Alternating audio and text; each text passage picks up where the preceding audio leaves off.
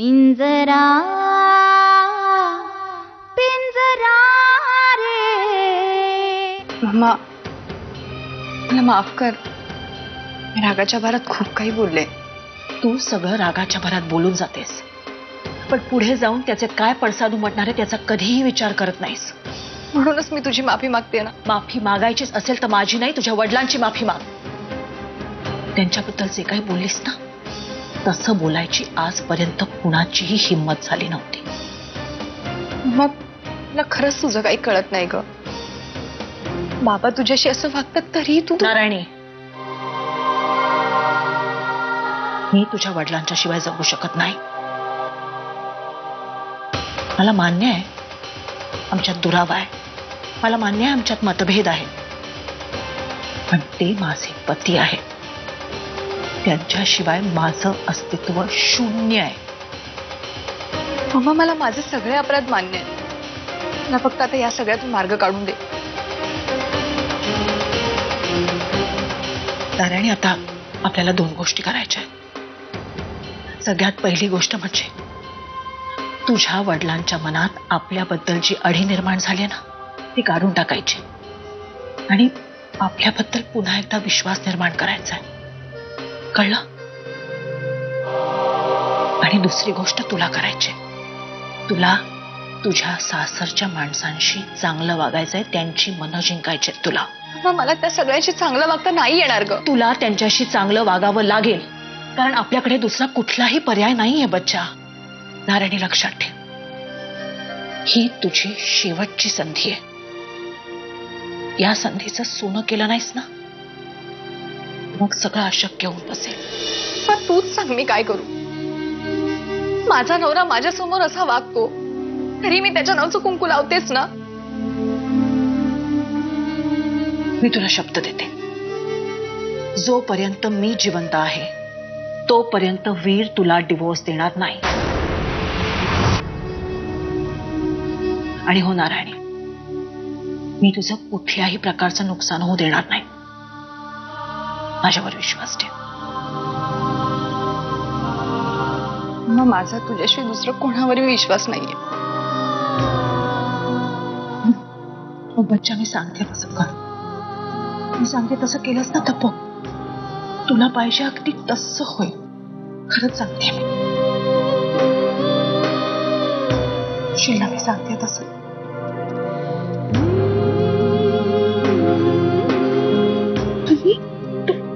रडू नको, शांत हो.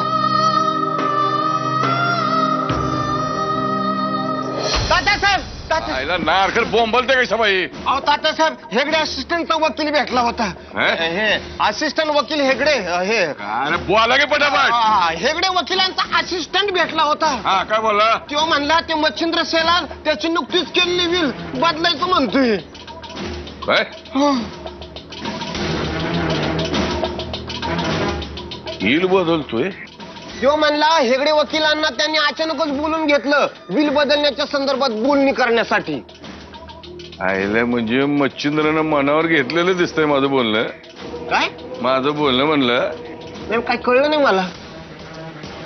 मी मच्छिंद्राला चांगलं तिखट मीठ लावून नारायणीचा सगळा इथला प्रताप सांगितला. मच्छिंद्रनं जरा जास्तच मनावर घेतलेलं दिसतंय. म्हणजे सगळी संपत्ती त्या आनंदीच्या घशात घालणार आहे का काय?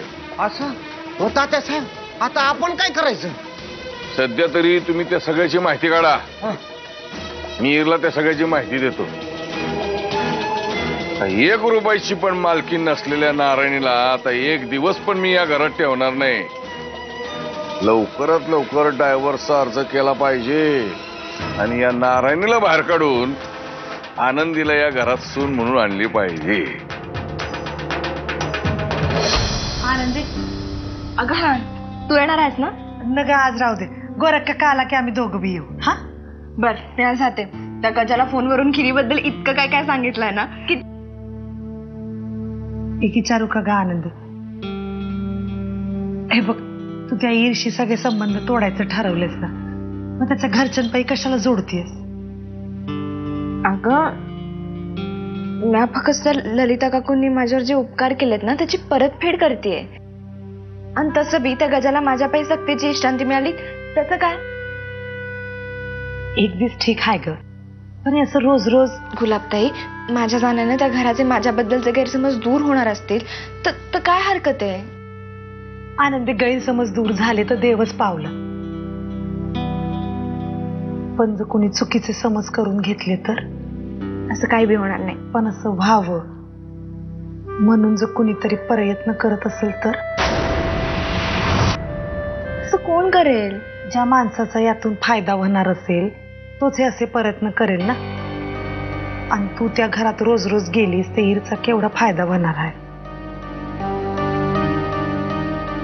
गुलाबताई, ना काय आता लहान राहिलीये का की कुणी बी यावं चॉकलेट द्यावं आणि मला फसवून जावं? आनंदी मला एक सांग, उद्या समज नारायणी आणि ईरचा काडीमोड झाला तर? नाही म्हणे ईर त्यासाठी लई प्रयत्न करतोय. वीरची किती बी इच्छा असली तरी अक्कांनी त्यांचा घटस्फोट होऊन दिला पाहिजे ना. नाही समज झाला तर काय करशील? मी समजांना चांगलं ओळखलंय आता. अक्कांचा जावई बनून राहण्यातच त्याचा फायदा आहे. म्हणजे ज्या दिवशी तो हे नातं तोडेल ना तेव्हा अक्का त्याला संपवतील. आणि म्हणून तू स्वतःला त्याच्या आठवणीत संपवणार आहेस वय? माझं काय बी झालं तरी चालेल ग, पर मला त्याला त्रास नाही होऊ द्यायचा. बर, अजून बी तुला वाटतंय ते तू करतेस ना व? इकडे तू अशी वाग, तिकडे तो तसा वागतोय. तुमच्या दोघांची नावं थोडेच दिवसात त्या लैला मजनूच्या रांगेत जाऊन बसणार आहे. ती रांग बी लय कमी लोकांच्या नशिबात असते का?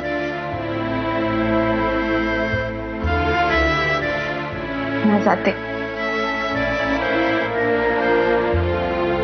गुलाबताई, मला ठाव आहे की तू माझ्या फायद्याचाच बोलणार आहेस, पण माझ्यावर विश्वास ठेव. माझं वीरवर किती बी प्रेम असलं ना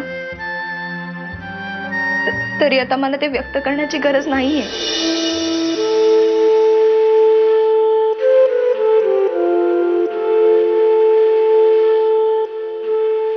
तो आता माझ्याजवळ नसला ना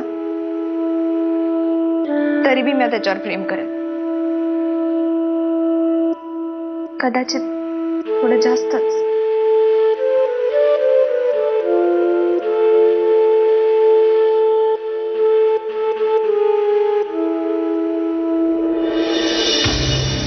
अगं तू नारायणी, हे बघ, मला माहितीये की तुला त्या घरी परत जायचं नाहीये, पण आता आपल्याकडे दुसरा पर्याय नाहीये.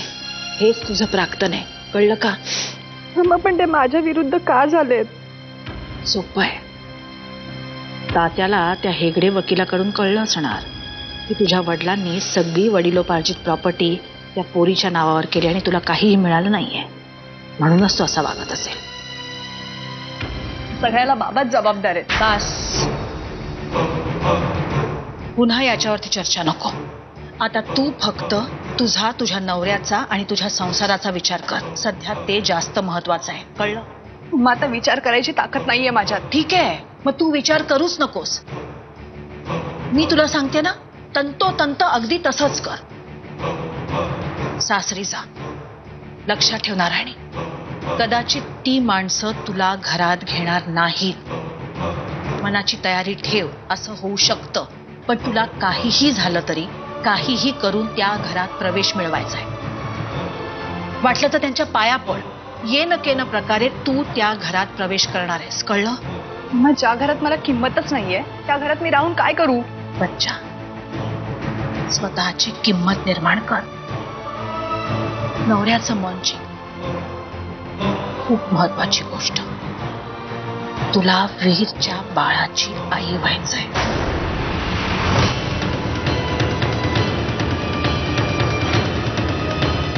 लक्षात ठेव नारायणी, वीर त्याच्या बायकोला घराबाहेर काढू शकतो, पण त्याच्या बाळाच्या आईला नाही. मम्मा, पण हे सगळं कसं शक्य आहे? शक्य आहे, सोपं नाहीये, पण तू मनात आणलंस तर तुला काहीही शक्य आहे. हा शेवटचा पर्याय आहे, शेवटचा मार्ग आहे आपल्याकडे. जर का वीरच्या बाळाची आई झाली नाहीस ना तुला त्या घरात स्थान मिळणार नाही. तुला त्या घरातून बाहेर पडावं लागेल.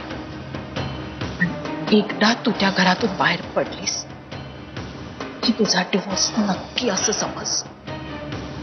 ठीक आहे मम्मा, माझी चूक झाली, पण यापुढे माझ्यावरचा ताबा मी कधीच जाऊ देणार नाही.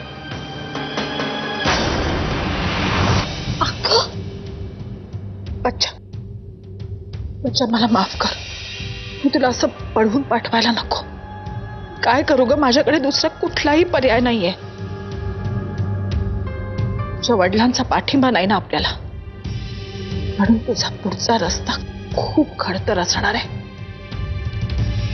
पण तू हिम्मत ठेव आणि मी सांगते तसं कर.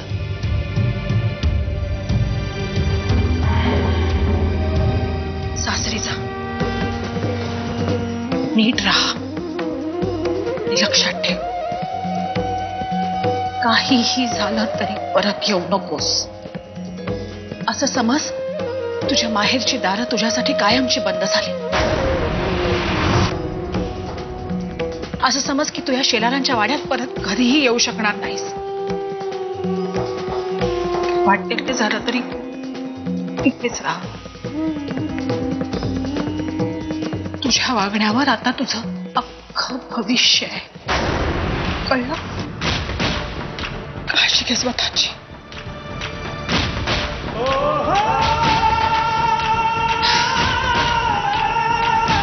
तुम्ही जास्त उशीर करू नकोस.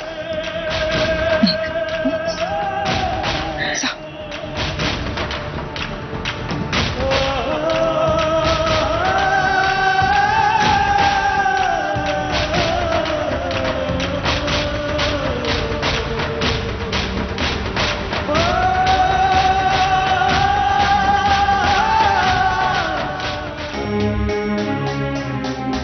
आनंदी, माझं चुकलं, मला माफ कर. पिंजरा पिंजरा रे पिंजरा पिंजरा रे.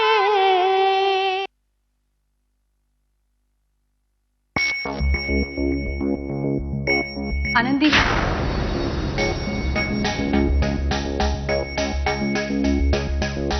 आनंदी, माझं चुकलं, मला माफ कर.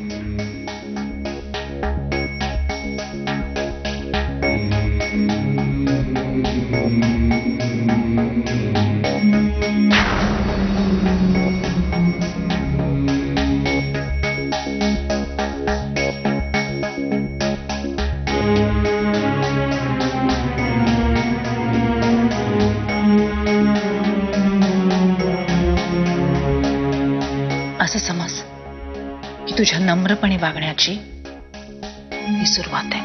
आता तू बघच, मी वीरची माफी मागण्यासाठी काहीही करू शकते.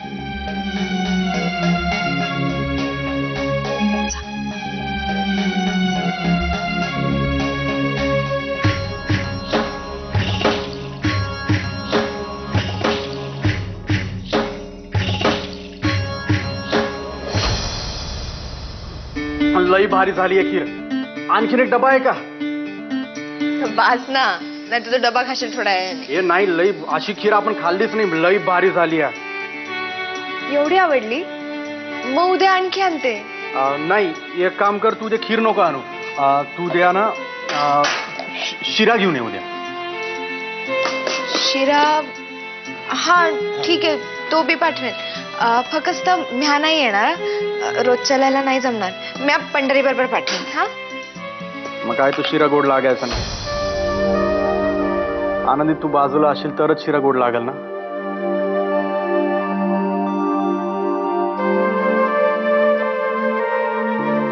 पर मला खरंच रोज चालायला नाही जमणार. आनंदी, मी अति तर नाही करत आहे ना. म्हणजे आजपर्यंत माझी कोणी मैत्रीणच नव्हती, तूच पहिली, म्हणून तुला सारखं भेटावंसं वाटतं. माझं काही चुकत नाही आहे ना. खरं सांगू का, मला बी ना तुझा ती रागरागच वाटायचा. यायलाच पाहिजे होता कारण मी वागलोच होतो तसं. पण मी केवढी मोठी चूक करत होतो हे आता माझ्या लक्षात येतं. खरं तर लहानपणापासूनच दादा माझा जीव होता. 24 तास एकत्रच असायचो आम्ही. पण तात्यांच्या अशा वागण्याला कंटाळून आईनं दादाला कायमचा बाहेर पाठवून दिला. मी एकटा पडलो. मग नंतर तात्यानंच आपला दोस्त मानायला लागलो आणि हळूहळू तात्यासारखाच झालो. मग काय आता तुझा लाडका वीर दादा आलाय तर मग पुन्हा सुधारलास की काय? आई शपथ हेच कारण आहे आनंद. तुला सांगतो दादा लई हुशार. म्या मात्र एकदम लबाड. तुला सांगतो लहानपणीची एक गंमत. काय झालं होतं ना की लहानपणी एकदा रात्री मला यायला उशीर झाला. तात्या माझ्यावर भडकले आणि मला घरातनं बाहेरच काढलं. दादा अभ्यास करत बसला होता आणि तो शेवटी रडायला लागला. पण शेवटी कंटाळून तात्याने मला आत घेतलं. असा आहे आमचा दादा. एखाद्यावर प्रेम केलं ना तर जीव ओवाळतो त्याच्यावर. उशीर होतोय मला. हे बघ, उद्या तुझ्यासाठी शेवटचं खायला आली ना, त्याच्यानंतर नाही. काय आणू? शिरा.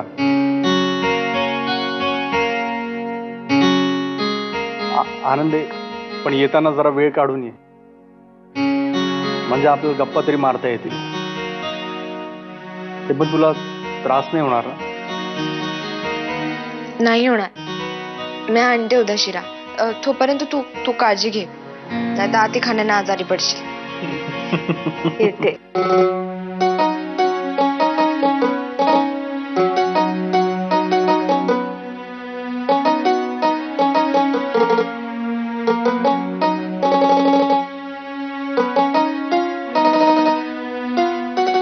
तू हिच्यापासून डायव्हर्स घेणारच आहे. चल.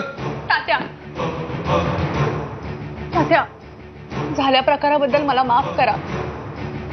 पिंजरा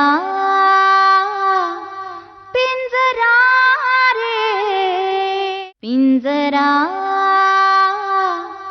पिंजरा रे. नाही अरे, मी सांगतोय तसं तू कर. आता मला डिवोर्स पेपर्स लगेच पाठवायची सोय कर.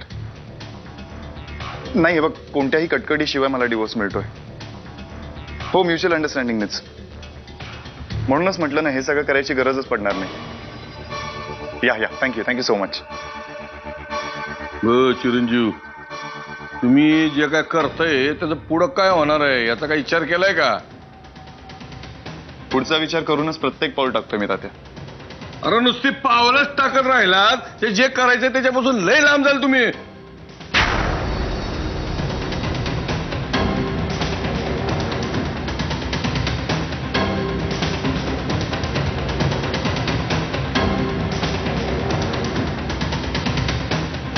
तात्या, मला माफ करा. मी तुला काय माफ वगैरे करणार नाही. तुझ्या आईने केलं होतं का कधी कोणाला माफ? सतत तूच गावची न्याय देवता असल्याच्या आविर्भावात तिचा तरतूद सतत वर खाली करायची ती. तात्या, नका उगाच वाद घालू हिच्याशी. बरीच काम आहेत आपल्याला. चला. नाही तरी तू हिच्यापासून डायव्हर्स घेणारच आहेस. चल. तात्या, झाल्या प्रकाराबद्दल मला माफ करा. माझं माहेर माझ्यासाठी तुटलंय. मामाने सांगितलं यापुढे शेलारवाड्यात पाऊल ठेवायचं नाही म्हणून. ना आमच्या घरात कशाला आली तू? हे बघा, आमचं डिवोर्स होईल तेव्हा होईल, पण सध्या तरी हेच माझं घर आहे. उद्या जर मी बाहेर रस्त्यावर बसले तर गावातली लोक काय म्हणतील की देशमुखांची सून बाहेर रस्त्यावर बसले म्हणून. काहीतरी बोल नको. बरोबर बोलती.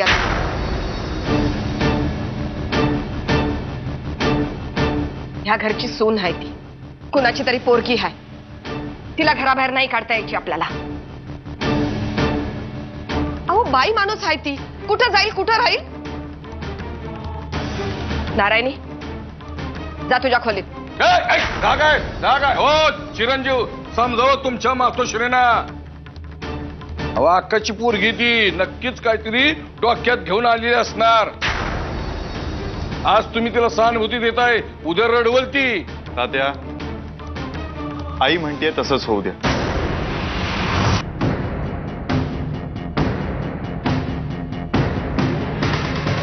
चल ग नारायणी.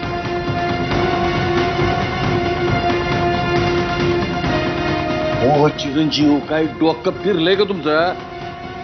नाही तात्या, आत्ता जर आपण नारायणीला घरातून बाहेर काढलं तर तिच्याकडे आपल्या विरोधात एक भक्कम पुरावा होईल.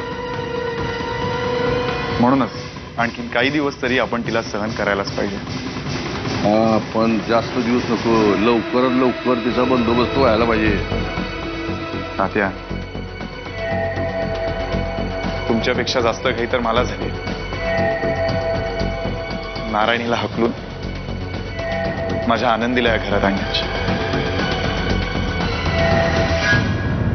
पिंजरा